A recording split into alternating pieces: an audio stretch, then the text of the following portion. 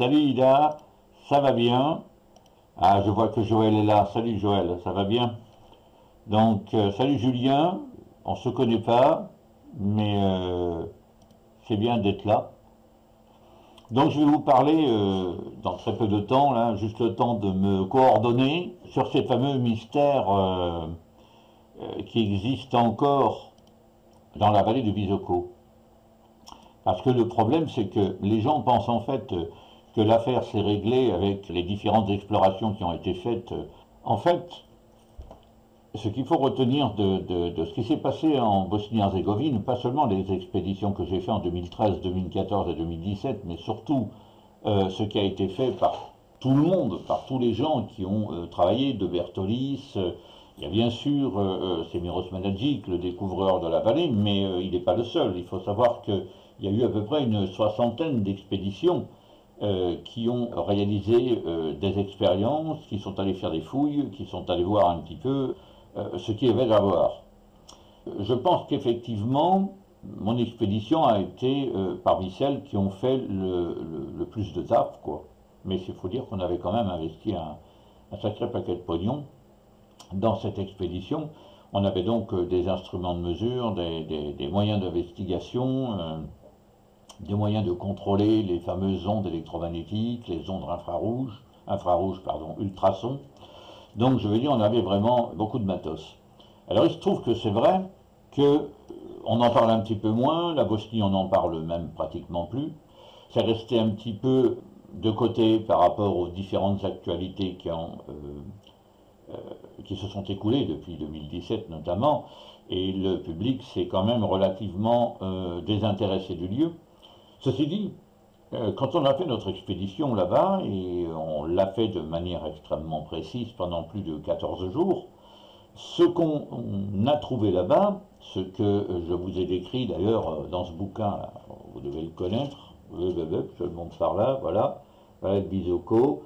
Dans ce bouquin, vous avez l'intégralité de toute l'expédition de 2014 et le compte-rendu de l'expertise UNESCO de 2017.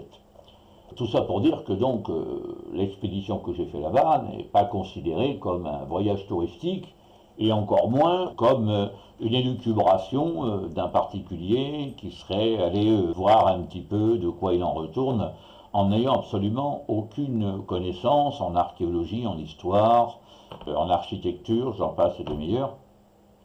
Et en fait, au contraire, en France, le PR1 et le PR2, mais surtout le PR2, sont vraiment considérés, notamment par le ministère de la Culture, la section archéologique, mais aussi un grand nombre de scientifiques de manière séparée. Je veux parler par exemple d'Alain Guiot du CNRS, d'un certain nombre d'acousticiens, j'ai plus le nom, je crois Michel Barato.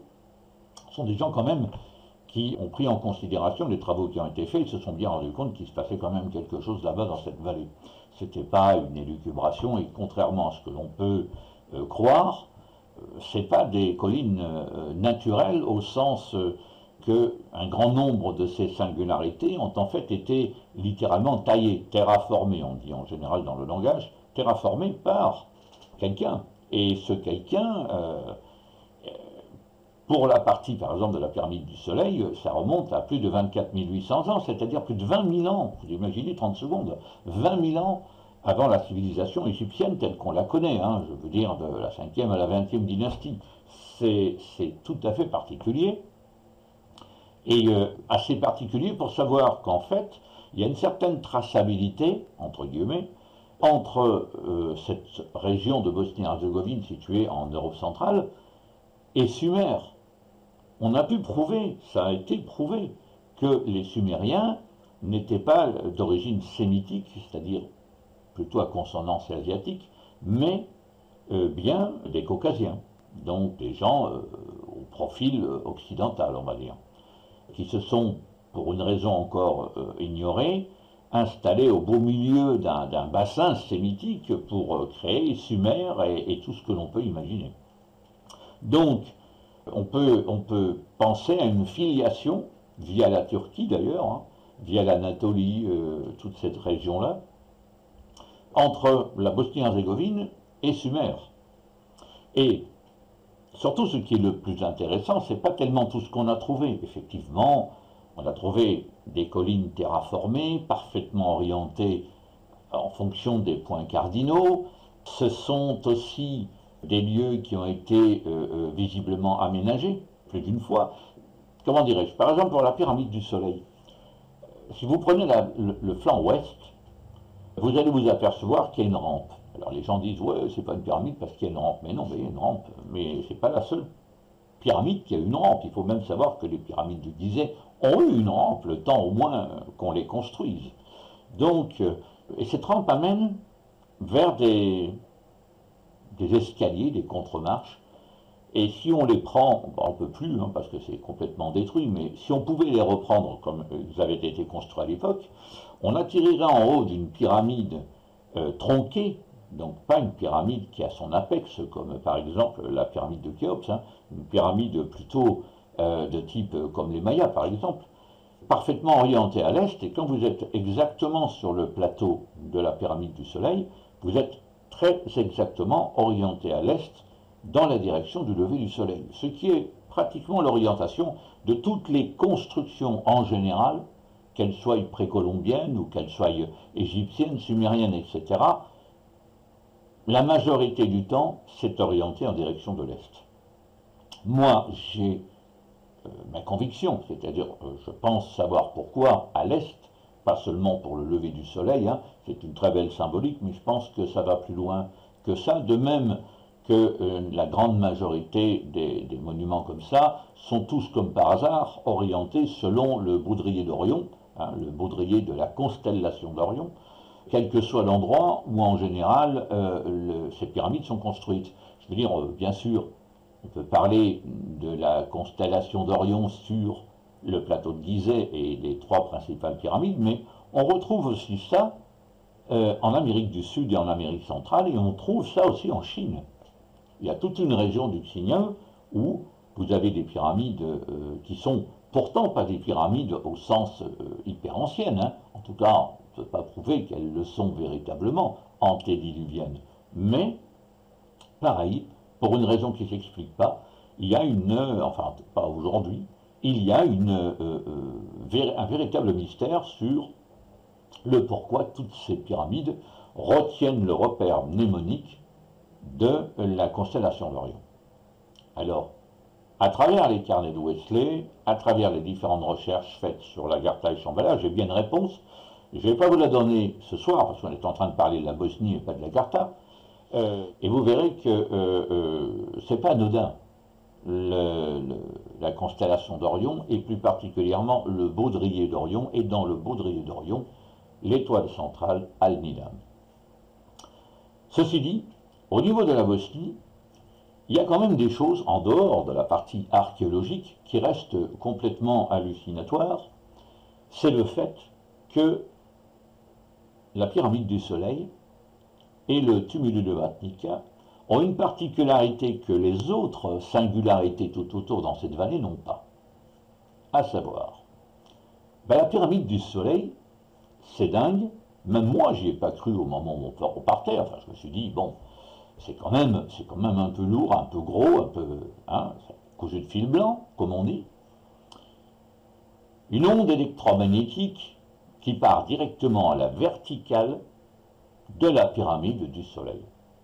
Alors la pyramide du Soleil, pour vous figurer quand même, hein, ça fait passer Khéops pour une maquette, hein, parce que la pyramide du Soleil, c'est 213 mètres de haut sur 440 mètres de côté. Hein. Alors c'est pas rien, hein, c'est quelque chose de massif. Et exactement au sommet, hein, donc dans l'axe de ce qui serait l'apex, se trouve une onde électromagnétique extrêmement puissante.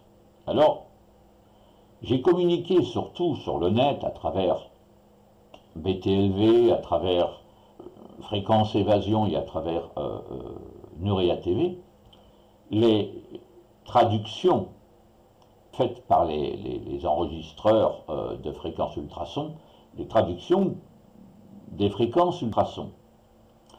Mais je n'ai pas pu transmettre, c'est intransmettable sous la forme d'un son, l'onde électromagnétique verticale qui part de l'apex de la pyramide du Soleil, et elle est extrêmement puissante. J'ai rarement vu une onde électromagnétique aussi puissante et surtout aussi concentrée. On dirait un véritable faisceau laser. En quoi elle est particulière? Une onde électromagnétique, ça émet un champ électromagnétique, et donc par voie de conséquence, c'est pas censé être linéaire, géométrique. En l'occurrence, là, nous avons affaire à un véritable faisceau laser dont il y aurait une sorte de cylindre qui l'entoure, cylindre qui fait environ 4,30 m de diamètre, et qui se poursuit tout au long de l'onde électromagnétique, aussi loin qu'elle monte. On n'a même pas grillé le drone en essayant de prendre des mesures pour vérifier si effectivement l'onde électromagnétique était constante.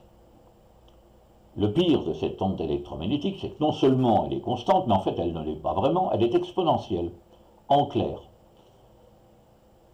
À peu près tous les 10 mètres, au fur et à mesure que ça monte, à peu près tous les 10 mètres, on n'a pas eu assez de temps pour mesurer véritablement la mesure exacte, mais je suis sûr que c'est quasiment scalaire, c'est une fréquence géométrique. Elle double de puissance. Alors là, ça dépasse complètement l'entendement et les lois de la physique à l'heure d'aujourd'hui, parce que une onde, qu'elle soit électromagnétique ou qu'elle soit sonore, hein, plus elle s'éloigne de son point d'émission, plus elle perd en puissance, et donc par voie de conséquence, au bout d'un moment, il n'y a plus de toute puissance, on l'entend plus, on ne la voit plus. Là, ce n'est pas du tout le cas. Plus on monte en hauteur, plus cette fréquence est puissante, et de plus en plus puissante. Comme si quelque chose que je ne peux pas expliquer, moi je ne suis pas physicien, hein, boostait cette fréquence pour l'envoyer le plus loin possible dans l'espace. Et ça, c'est complètement dingue, parce que ça voudrait dire que cette onde électromagnétique, elle est forcément émise par quelque chose d'artificiel. C'est clair. La nature émet des champs électromagnétiques, hein. Celui qui entoure notre planète en est le premier, hein, à travers les émissions et les mouvements du noyau terrestre. Mais ce n'est pas quelque chose de régulier, il y a des variations. La ceinture de Van Allen, c'est pas un truc méga figé, hein. C'est un peu plus fort tantôt, un peu moins fort tantôt, à tel endroit ça s'affaiblit, à tel endroit ça se renforce. Ça va même au point de changer parfois de polarité. Vous avez bien entendu parler de l'inversion des pôles, pôle nord, pôle sud, qui a eu lieu, d'après les géologues et d'après tous les travaux, les rapports scientifiques que j'ai pu récupérer et toutes ces longues années d'exploration, ça a eu lieu au moins 160 fois sur Terre, pas une fois de temps en temps comme ça, hein. Après, il est probable qu'il y ait eu des émissions plus importantes, plus, comment dirais-je, plus puissantes à certains moments que d'autres. Mais là, cette onde, c'est pas du tout le cas.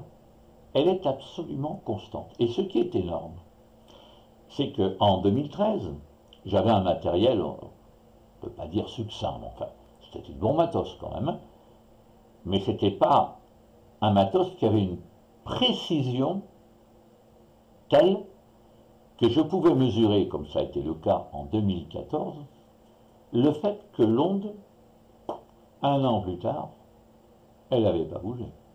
Aussi puissante, aussi linéaire, aussi constante, et bien sûr aussi exponentielle en puissance, quelle que soit sa hauteur. Comment vous pouvez expliquer ça, vous?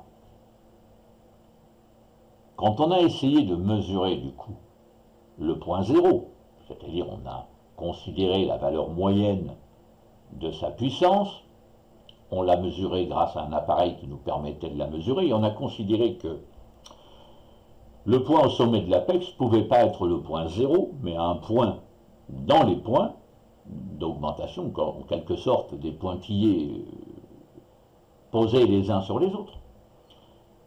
Et on s'est dit, ben, on va essayer de calculer avec une fréquence moins puissante, combien ça va faire de profondeur, jusqu'à ce qu'on arrive à la puissance, en principe, 0, ou le point d'émission, ou à quelle profondeur se trouve le point d'émission. Alors, j'ai lu des tas de trucs sur le net, une plaque de métal, une masse métallique importante à plus de 2400 mètres sous la profondeur et tout. Moi, je veux bien laisser les gens discuter, divaguer. Quand on a des instruments de mesure de cette précision, et on a été fourni par l'un des spécialistes au monde de ce genre de matos, c'est PCE Instruments qui se trouve en Allemagne, et qui a quand même une représentation en France, mais qui font un matériel d'une précision absolument redoutable, qui était d'ailleurs notre sponsor, puisqu'il nous a fourni ce matos gracieusement, hein, quand même, il faut le dire. On s'est rendu compte qu'en réalité, le point d'émission se trouvait quelque part à 60 mètres en profondeur de ces 213 mètres. Alors c'est marrant parce que quand on fait le calcul sur 213 des 60 mètres, on s'aperçoit qu'on est quand même au premier tiers, en gros, de cette pyramide. Et le premier tiers, ça nous rapproche quand même de la chambre du roi. Ça nous rappelle les pyramides d'Égypte, n'est-ce pas?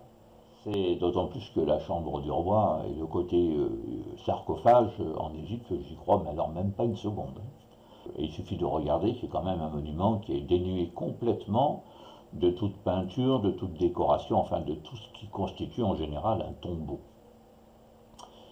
Et là, donc, cette fréquence, elle était mise à 60 mètres de profondeur, de manière constante, en augmentant de plus en plus, en gros tous les 10 mètres. Et alors, j'imagine la puissance qu'elle doit atteindre en sortant de l'atmosphère de la planète, hein. Ça doit être quelque chose, hein. Je suis même étonné, enfin j'espère qu'il n'y a aucun satellite qui passe à proximité, parce qu'à mon avis, les perturbations seraient, à mon avis, désastreuses, hein. Ce premier point, c'est quand même un point très important. Je ne sais pas, moi, ce que vous en pensez. Je regarde les commentaires. Salut José, ben toi justement qui est très sur ce truc-là, j'aimerais avoir ton... Ah ben, Steve, justement, tiens, ça tombe bien. Steve Linteau, c'est mon copain du Canada, vous savez, du Québec. C'est lui qui dirige la fameuse page Radio Outre-Tombe, et qui en quelque sorte est un relais sur tout le Canada de toutes les informations qui partent d'Europe, et qui sont intéressantes évidemment, parce qu'il ne va pas diffuser n'importe quoi lui non vu. Ces informations-là, normalement, elles passent aussi par lui. Et c'est très intéressant, Steve, que tu sois là en ligne, parce que moi, j'aimerais avoir ton avis là-dessus. C'est quand même bizarre tout ça. Voilà, j'aimerais que vous me disiez, tiens, Julien, c'est intéressant que tu bouges là. J'aimerais que tu me dises ce que tu en penses, toi, parce que bon, vous êtes tous des passionnés de tout ce qui touche le mystère des civilisations, l'archéologie mystérieuse, etc. Mais quand même, c'est pas banal, quoi. La pyramide de Khéops, elle n'émet pas de fréquence. C'est quand même... hein. Par contre, ce qui est intéressant, c'est qu'on a un mont, ah, j'ai perdu le nom, en Serbie, le mont Rtanj. Alors ça va vous épater, les gars, parce que le mont Rtanj émet lui aussi des fréquences ultrasons calées sur la même fréquence ultrasons que la pyramide du Soleil. La pyramide du Soleil, elle fait 27,4 kHz. Le mont Rtanj fait 27,4 kHz, exactement pareil. Et le pire, c'est que quand on regarde les deux monts, la colline de Vysotschica, qu'on appelle maintenant la pyramide du Soleil, et le mont Rtanj, ils sont séparés très exactement de 300 km. C'est hallucinant quand même. Et si vous regardez, si vous tracez un trait entre les deux, ils sont positionnés sur la même latitude. Et là aussi, ça rejoint tous les travaux et tout les éléments que j'ai trouvés notamment dans les carnets de Wesley, qui parlent d'une ceinture de 88 pyramides sur terre, sous l'eau, reliées entre elles et constituant en fait un système, ça va être absolument dingue hein, ce que je vais vous dire, un système de protection de la planète, chacune de ces pyramides étant en fait une sorte d'émetteur d'énergie qui peuvent constituer littéralement une sorte de sphère énergétique de protection qui entourerait non seulement la Terre, mais son satellite, la Lune. C'est pas moi qui le dis, hein. C'est un gars de 1925 et qui dit ces infos, je ne les ai pas sorties comme ça de mon chapeau, hein. Je les ai trouvées à l'intérieur d'une salle du savoir à Shambhala, dans laquelle en fait tout est gravé, tout est dit.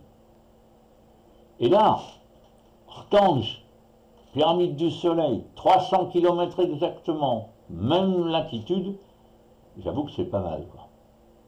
Je suis même intrigué parce qu'on m'a rapporté des mesures qui auraient été faites sur Chichén Itzá, et dans lesquelles il semblerait, alors là on parle d'une pyramide construite, plus d'une colline, pas d'une montagne, d'une pyramide construite, sur laquelle apparemment il y aurait une émission, devinez quelle fréquence, 27,4 kHz. Ça c'est dingue. Trois endroits différents, loin, assez loin, alors pour Chichén Itzá on est même très loin de la Bosnie, hein, émettant sur la même fréquence. Pourquoi cette fréquence? Pourquoi dans ces endroits-là? Quelle est la fonction de cette fréquence? Salut Ludo, ça va? C'est complètement, enfin je sais pas, ça dépasse l'entendement et on n'arrive pas à l'expliquer. Et ça, alors déjà que j'ai du mal à faire accepter par l'UNESCO le fait que les recherches que j'ai faites sur un point de vue stricto sensus sont rigoureusement archéologiques. Comment voulez-vous que je foutais ça dans mes dossiers? Je ne pouvais pas le mettre, ça. C'était impossible de mettre ce genre d'informations avec, j'allais dire, ce qui va avec, qui aurait été considéré un peu comme des insinuations. Et là, reconnaissez quand même qu'on est quand même à mi-chemin entre l'archéologie scientifique, mais un peu l'ufologie, hein. Un peu l'ufologie, parce que si on parle d'une fréquence aussi puissante, émise depuis je ne sais pas combien de temps, probablement émise par quelque chose d'artificiel, on est en train de parler de technologie antique, on est bien d'accord, d'une technologie qui aurait 20 480 ans, non 24 480 ans, un truc de fou, c'est un truc de fou, je veux dire, on trouve des poteries, on trouve ce que l'on veut, même des mégalithes de 5000 ans, et là on est en train de parler d'une technologie antique de 24 800 ans, waouh, c'est assez dingue.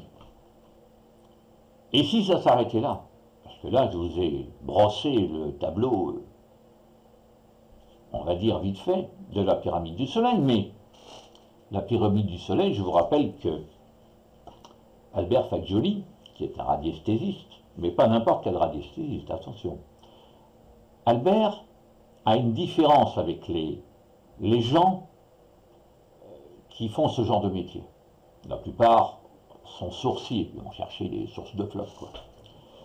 Lui, il s'est un peu spécialisé dans des recherches un peu pointues quand même, techniques, et qui demandent quand même une certaine sensibilité à tout point de vue, même de l'individu, puisque l'individu fait partie de l'instrument, en quelque sorte, quand on est radiesthésiste.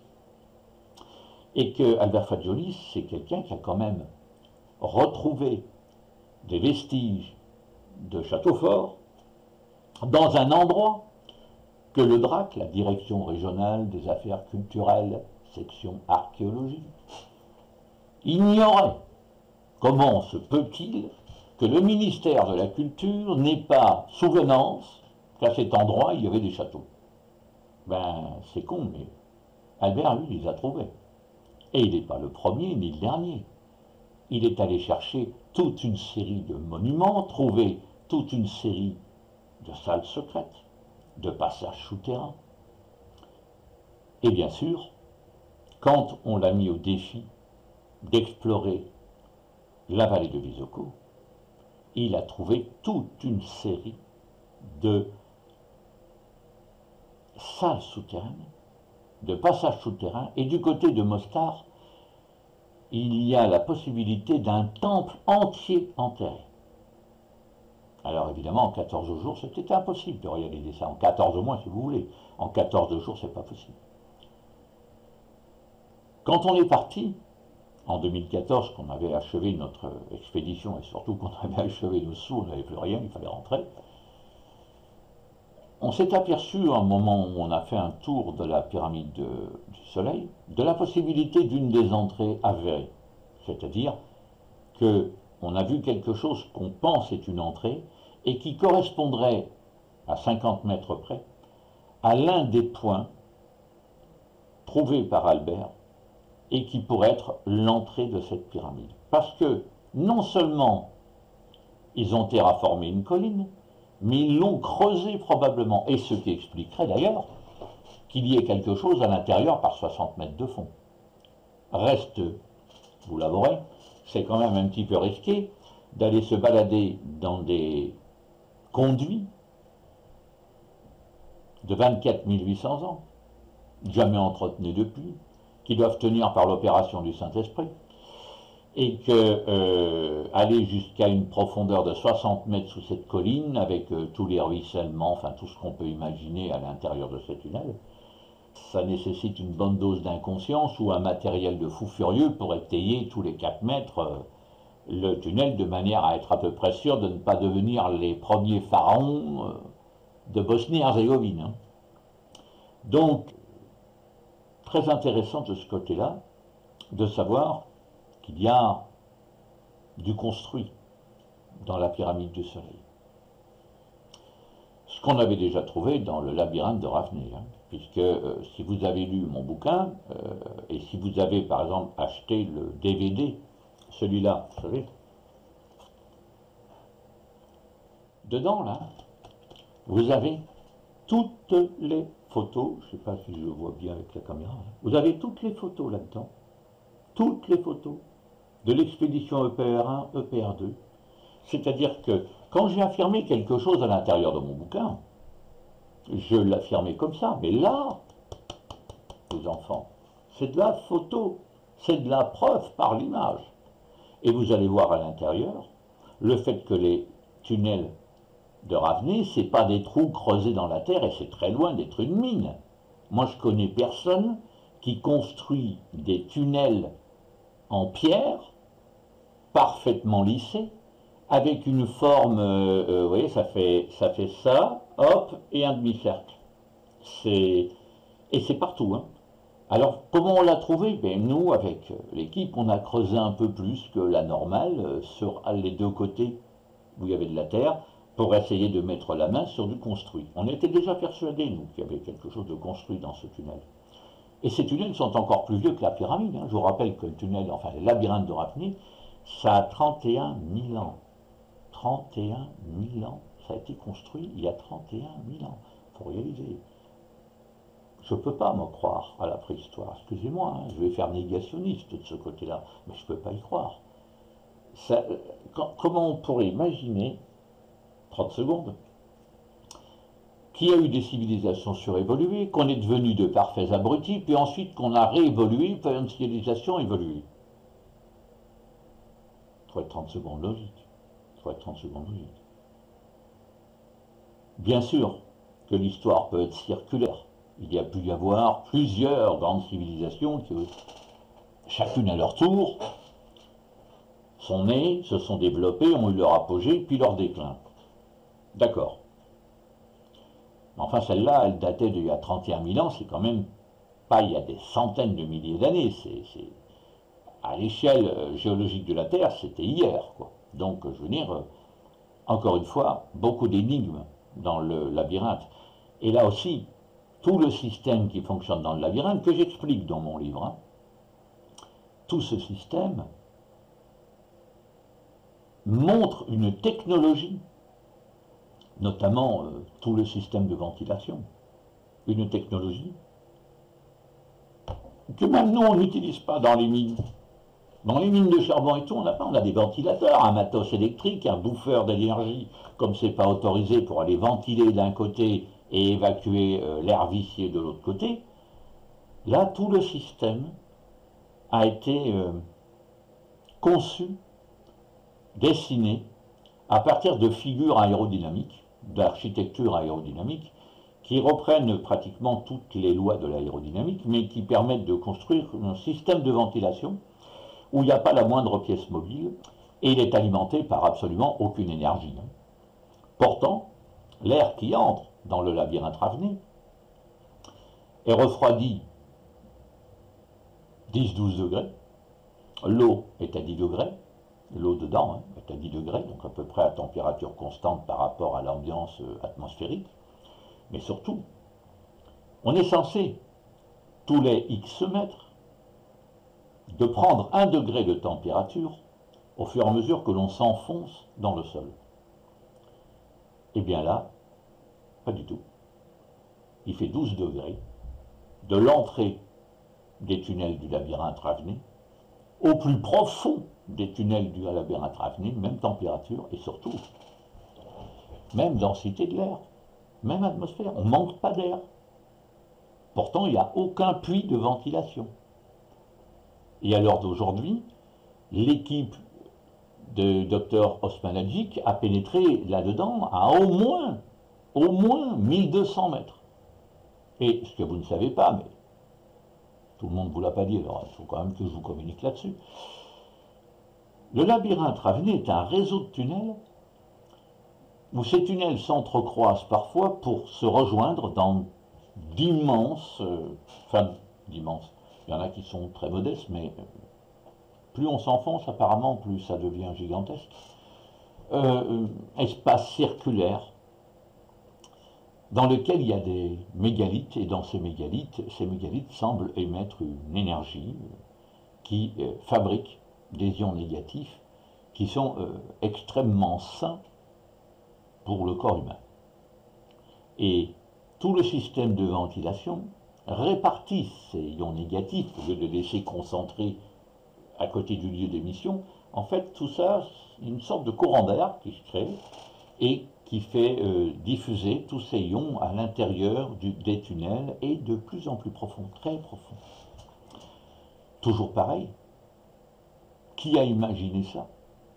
D'où il tirait toute sa science aérodynamique, architecturale, électrique, puisqu'il y a des interactions électriques? On ne sait pas. Alors, mon cher Ludo, je ne sais pas s'il y a une fréquence à Bugarache, mais ça mériterait un petit coup de mesure. Je ne sais pas si tu habites dans le coin, du côté de Bugarache, là-bas, du côté de Rennes-le-Château, tout ça, mais ça vaudrait le coup, sauf qu'il faudrait que tu aies un appareil pour pouvoir le mesurer. Alors, je peux toujours te dire, bon, je ne sais pas si tu as envie de faire ça, de te transformer en chercheur, en explorateur comme moi, mais tu peux trouver chez Magenta un petit appareil qui s'appelle le BAT5 et qui est un enregistreur de fréquences ultrasons. Tu peux donc en fait les entendre, ces fréquences. Hein. Tu as un haut-parleur qui te permet de les entendre. Il y a même une prise micro qui te permet éventuellement, une prise micro, une prise casque, qui te permet éventuellement de poser un enregistreur en ligne et d'enregistrer à partir de ton appareil ce que tu as fait, ce que tu entends. C'est ce qu'on a fait nous en Bosnie-Herzégovine. Ça vaudrait le coup, c'est très intéressant, tu as raison, c'est très intéressant, ça mériterait d'aller faire un petit saut là-bas et de voir très exactement quel calage de fréquence est là, ça m'intéresserait. Si tu peux te faire prêter un matos ou si tu connais quelqu'un qui est sur place et qui pourrait se procurer ce genre de matériel, ça vaudrait le coup, envoyez-moi l'info, ça m'intéresse. Alors, Julien, quand tu parles de protection, tu veux dire protection sur quoi? Sur le côté, le fait que cette ceinture pourrait protéger la planète? Oui, en fait, par rapport à ces pyramides citées dans les carnets de Wesley et la technologie qu'auraient mis en place les Agarthiens, qui, à mon avis, est la civilisation primordiale et la fameuse civilisation mondiale qui fait qu'on retrouve toutes ces similarités dans les constructions, je m'explique mieux. Si tu vas voir, Julien, les émissions sur ATV, Aventure et Mystère, et que tu regardes surtout l'épisode 3 de la saison 1 sur l'Agartha, il y a 5 parties, mais là, il y a déjà une partie qui a été diffusée, et justement, tu vas avoir peut-être des détails complémentaires sur cette histoire de protection. Parce que là, on est un peu, si tu veux, on navigue sur deux civilisations tout à fait différentes. Sachant que, je te rappelle, qu'on ignore encore quelle est la civilisation qui était à l'époque la bâtisseuse du labyrinthe, puis celle qui a bâti la pyramide du Soleil. Parce que, pour te donner une idée en remontant dans le temps, labyrinthe Ravenay, moins 31 000 certifiés par radiodatation carbone. Hein. Donc du béton. Hein, c'est une précision à 200 ans près. Hein. Pyramide du Soleil, 24 800 ans. Donc plus récente. Tu vois, c'est possible que ça soit la même civilisation, mais enfin, quand on regarde nos civilisations post-diluviennes et que tu vois que entre la Grèce et Rome, on n'a pas fait 4500 ans, on a eu quand même deux civilisations différentes qui se sont succédées. Est-ce que c'était la même pour ce qui concerne le labyrinthe Ravenay et la pyramide du Soleil, ou des différentes? On ne sait pas. Puis ensuite, on a la pyramide de la Lune, qui est, elle, complètement différente. Ce n'est pas une pyramide à 4 pans, c'est une pyramide à tripans, mais en spirale, comme les pyramides de Camas en Espagne. Il faut que tu ailles voir un peu ce que c'est les pyramides de Camas. Et là, en fait, on est à moins 12 000 ans à peu près.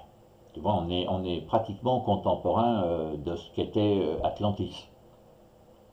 Donc, certain que ça ne peut pas être les mêmes civilisations, c'est d'ailleurs visiblement pas les mêmes types de construction. Mais toujours est-il que dans les discussions des carnets de Wesley, on s'aperçoit qu'il y a effectivement cette chaîne de pyramides qui est censée nous protéger, mais elle est censée nous protéger d'un ennemi venant de l'extérieur, venant hors de la Terre. Et c'est très long, je ne pourrais pas l'expliquer ici parce qu'il faut qu'on reste sur le sujet de Bosnie, mais tu peux toujours me poser des questions sur ma page d'explorateur, me joindre même en MP, je te donnerai plus de détails, Julien. Hein, ok?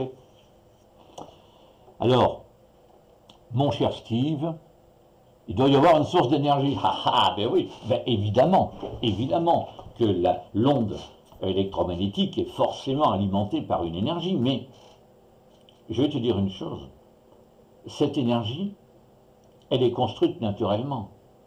Pourquoi? Parce que la pyramide du Soleil, c'est une colline qui a été littéralement tapissée par 3 couches de silice superposées, juxtaposées, superposées, avec des couches de béton d'argile blindées de quartz. Alors je ne vais pas t'apprendre hein, que le quartz, si tu lui envoies un choc électrique, il va conserver une partie de l'énergie que tu lui envoies, il va la stocker et lentement la redistribuer en quelque sorte. Il faut que tu saches que la pyramide du Soleil, elle est littéralement chaque hiver, enfin, en période d'intempérie, elle est bombardée d'éclairs. C'est un véritable paratonnerre qui protège la ville de la foudre et tout, parce que la densité en quartz est telle qu'elle littéralement elle attire comme un aimant toute forme d'énergie. Et ce qui est très intéressant, je pense que tu l'avais sous-entendu, ces couches superposées, isolant conducteur, isolant conducteur, isolant conducteur, c'est la construction d'un transistor, la construction comment dirais-je, d'une sorte de batterie naturelle. Tu vois, donc l'énergie de la machine antique, ben, c'est probablement tout simplement l'énergie électrique de l'atmosphère qui charge le transistor qu'est la pyramide, et ensuite comment ça se diffuse jusqu'à la machine, mon cher ami, c'est une autre affaire, hein. Mais c'est éternel. Il n'y a pas, c'est pas de l'énergie fossile, c'est de l'énergie libre. Ça ne peut s'appeler que comme ça. Alors, est-ce que ces pyramides sont construites sur des lignes ou des jonctions ou sur un gisement de cristal? Ben, de toute façon, le quartz, c'est un gemme de type cristallin, hein, d'office. Alors, je ne sais pas si il y a un appareil sous chaque pyramide, mais enfin, on reconnaît quand même qu'une fréquence de 27,4 kg sous la pyramide du Soleil en Bosnie, sous le mont Rtange en Serbie et au fin fond de l'Amérique centrale, au Mexique, je crois, à Chichen Itza, je veux dire, oui, on ne peut raisonner que comme tu viens de raisonner, il y a forcément quelque chose qui alimente. Alors, visiblement, je ne sais pas moi, si Chichen Itza est constituée de telle manière qu'elle puisse attirer l'énergie extérieure. Le Mortange, vu où il est placé, je pense qu'il est très bien situé, puisqu'il fait littéralement une sorte de barrière atmosphérique au niveau des nuages en clair. Il doit y avoir pas mal d'orages et ça doit être assez pluvieux ce coin-là. Les nuages ayant du mal à passer par-dessus, tu vois, donc ça stationne un peu, donc c'est forcément très, comment dirais-je, très orageux l'endroit. Très orageux, beaucoup de foudre, beaucoup d'énergie électrique. Tu vois. Donc oui, possible, tout à fait. Bonsoir Hopi, enchanté de faire ta connaissance. Oui, complètement Julien, complètement. C'est probablement du piézoélectrique vu que c'est du quartz. C'est piézoélectrique. D'ailleurs, au niveau du labyrinthe, on a visiblement le même type de technologie, la piézoélectricité. Je pense que c'est la même manière parce que il faut lire un peu le bouquin, ce serait trop long d'expliquer ici, mais enfin tu as effectivement une constante anode-cathode qui crée, je dirais, le plasma énergétique de ions négatifs. Hein. Donc oui, oui. Et comme par hasard, les murs du labyrinthe de Ravenay, c'est de la pierre comprimée, mais je t'en parle même pas, tu vois. C'est des pierres grises et des pierres bleues, mais d'une solidité, d'une dureté, tu croirais pas que c'est un conglomérat, tu vois. Tu te dirais, ça a l'air d'être une seule et même pierre, mais c'est extrêmement solide, mais ça contient du quartz. Là aussi, tu as raison. La piézoélectricité, c'est tout à fait, à mon avis, une très grande évidence.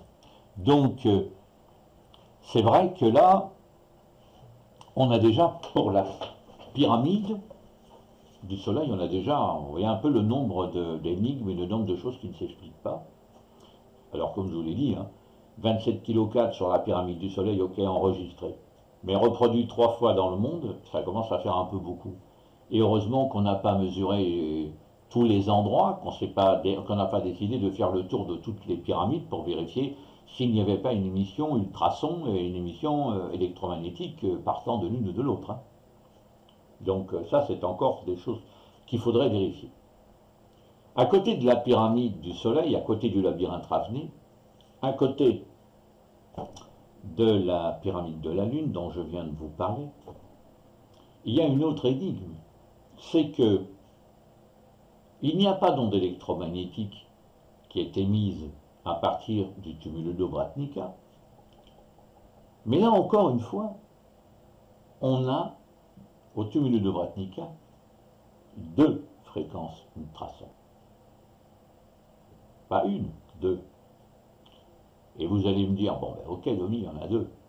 Et ça fait quoi d'extraordinaire ben déjà en principe, si on part du principe que toute construction de type monticule, etc., toute montagne a plus ou moins sa fréquence. Hein, c'est ce que m'a dit d'ailleurs Michel Barato, le bioacousticien, qui m'a dit, bon, toutes les montagnes ont une fréquence. Là, je reconnais que trois montagnes ayant la même fréquence, c'est un petit peu space, hein. Mais bon, ça peut être une singularité sur cette Terre. Si on en trouve 88, ça n'en sera plus, hein, de singularité. On saura exactement à quoi on a affaire. Mais là, on a deux fréquences qui ne sont pas 27 kg 4. Hein. Il y en a une à 16 quelque chose et l'autre à 18. Mais encore une fois, comme je vous l'ai dit, l'onde électromagnétique est enfermée sur la pyramide du Soleil dans un cylindre invisible, énergétique. Si vous pénétrez dans ce diamètre de 4,30 m, vous pouvez la mesurer. Vous sortez de ce périmètre, elle est invisible, indécelable. Aucun rayonnement collatéral, aucune diffusion telle la goutte d'eau. Vous savez, l'eau, quand vous jetez quelque chose dans un lac, ça vous fait des ronds concentriques qui s'écartent de plus en plus et en même temps s'épuisent sur la distance. Comme une onde radio, plus elle s'éloigne de son point d'émission, plus elle s'affaiblit. Et bien là, vous n'avez pas de cercle concentrique. Autour de l'onde électromagnétique de la pyramide, vous n'en avez pas. Et croyez-moi, on a cherché. Hein. Mais le pire, c'est qu'au niveau des ondes ultrasons du tumulus de Vratnika, on rencontre la même chose. Et là, alors, on hallucine. Les deux fréquences sont disposées des deux côtés du mont, donc elles sont opposées l'une à l'autre, et elles n'émettent pas l'une vers l'autre, mais en divergence, l'une à l'opposé de l'autre. Et encore une fois, dans une sorte de cône, de cylindre, qui fait que vous pouvez la capter à une certaine distance de son point d'émission, au sommet du tumulus, et sinon vous vous éloignez, vous ne la captez plus du tout. Encore une fois, comment est-ce possible? Normalement, elle s'émet, elle doit faire ces fameux ronds concentriques. Ben, il n'y a pas de ronds concentriques du tout, hein, il n'y a que dalle. Et le pire, c'est qu'on a réalisé que l'onde ultrason qui enroule autour de l'onde électromagnétique de la pyramide du Soleil est en canon, donc en décalage, avec une des deux fréquences, laquelle est dirigée vers la pyramide du Soleil. Et j'ai posé la question à différents techniciens, électriciens, spécialistes des ondes électromagnétiques, etc. Et là, c'était l'hallucination complète. En fait, pour qu'il existe ce genre de canon en fréquence, ça existe, hein, c'est des choses qui existent de manière artificielle, c'est juste le moyen de communiquer d'un fax. Rien que ça. Le tumulus de Vratnika communique des informations par fax à la pyramide du Soleil qui distribue cette information vers je ne sais où. Hallucinant. Hein. Hallucinant. Et alors là, c'est prouvé. Hein. Vous pouvez y aller seul ou avec moi, vous allez vérifier ce truc, vous allez carrément halluciner. Vous allez réaliser qu'en fait, il se passe des choses qui sont inexplicables aujourd'hui. Inexplicables. Et scientifiquement, ça ne s'explique pas, quoi. Et pourtant, c'est là. Vous prenez vos instruments, vous les voyez. Vous rentrez dans le cône où vous pouvez les déceler, aucun problème. Vous reculez, vous ne les décelez plus. Je peux le faire moi, vous pouvez le faire vous. Ce n'est pas quelque chose que je vous affirme et qui n'est pas vérifiable. Vous pouvez le vérifier à n'importe quel moment. Il ne faut pas être un super ingénieur et avoir un matériel à 10 000 balles pour obtenir le même résultat. C'est ça qui est dingue. Et on ne peut pas expliquer, mais encore une fois, résumons-nous. On a le tumulus de Vratnika, deux fréquences qui sont émises, ou par l'une, et pour quelle raison elle part dans cette direction, je ne peux pas vous l'expliquer à l'heure d'aujourd'hui. L'autre part en direction du sommet de la pyramide du Soleil, fonctionne en décalage de phase avec la fréquence ultrason de la pyramide du Soleil, laquelle est enroulée, c'est assez dingue, mais on la repère comme étant en spirale autour, de l'onde électromagnétique, laquelle émerge de plus de 60 mètres de profondeur en prenant une puissance incroyable au fur et à mesure qu'elle s'éloigne. Alors, moi j'ai déjà posé la question à des gens que je pense assez compétents pour pouvoir répondre. Les gens du SETI. Vous savez, ces gens qui recherchent à longueur d'année des signes radio, des signes de fréquence qui pourraient déceler une civilisation quelque part dans l'espace. C'est pas des cons ces mecs-là. Ils ont un matos de fou. Ce sont des ingénieurs hors pair, blindés de diplômes comme c'est même pas autorisé. Pas des fantaisistes, hein, pas des illuminés, pas comme on dit des perchés. Hein. Ce sont vraiment des gens très terre à terre. Pourtant les gars me disent, écoute, si on regarde la construction de ce schéma de communication, on pourrait tout à fait imaginer un message, une balise, qui émettrait en direction de l'espace à destination de quelqu'un. Et c'est très intéressant parce que j'ai mon copain Jérôme qui est en train de se croquer le cerveau sur les fréquences que j'ai communiquées notamment à Nuria TV, et que vous avez donc pu tous librement télécharger, et qui travaille le son de ces fréquences pour essayer justement d'y déceler quelque chose de logique, quelque chose de cohérent. Le fait déjà que ces fréquences se répètent, ont des rythmes de répétition particulièrement précis, particulièrement identiques, un petit peu comme un message de répondeur, chaque fois que vous l'appelez, vous allez obtenir le même résultat, hein, le même message transmis. Il m'a fourni, aujourd'hui, un traitement assez élaboré d'une des fréquences, et j'avoue franchement que j'ai été bluffé par ce qu'il a réussi à extraire, à rendre logique de ces fréquences. Effectivement, on pourrait croire à un message parlé qui serait crypté en fait. Donc en fait, il fait du décryptage, quoi. Il est en train de décrypter, il nous fait péter le décodeur de Canal+, pour qu'on ait la vision claire, mais ce qui est intéressant, c'est qu'effectivement, bon, c'est encore, je dirais pas grossier, mais il n'y a peut-être pas le matos qu'il faut pour aller aussi loin, mais ce qui est sûr, c'est qu'effectivement, on entend comme une voix parlant dans un langage que je ne connais pas, hein. Pourtant, dravidien, sanskrit et tout, je connais quand même, mais là, impossible de définir à quel peuple ça appartient.